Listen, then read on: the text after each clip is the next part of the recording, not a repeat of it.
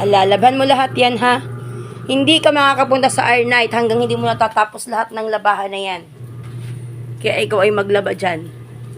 Mag-R-Night ka pala. Ay di maglaba ka.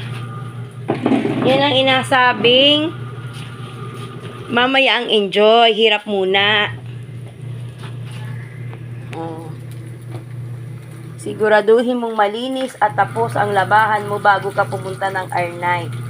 Bago naman siguro mag-R-Night ay tapos ka dyan. Parang galit ka at hindi ka naimik. Okay. Dami ay bagang. Puro damit mo yan, gala ka ng gala. Yan ang kabayaran pag mag-R-Night. Dahil mag-R-Night ka, maglaba ka.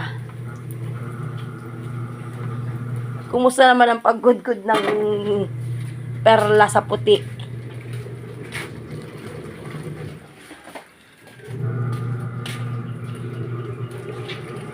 Ayan.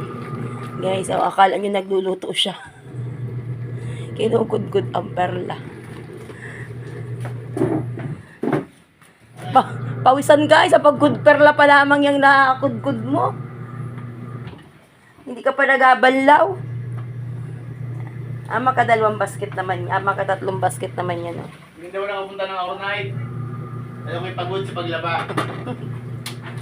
Sa mga kabatch ko, pag hindi ako nakarating ng R-Night, ayaw ko'y pagod sa paglaba. Unawain nyo nila. Taan.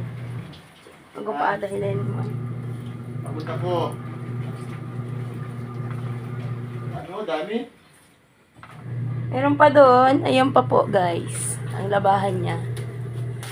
Ang dami po niyang labahan. Okay.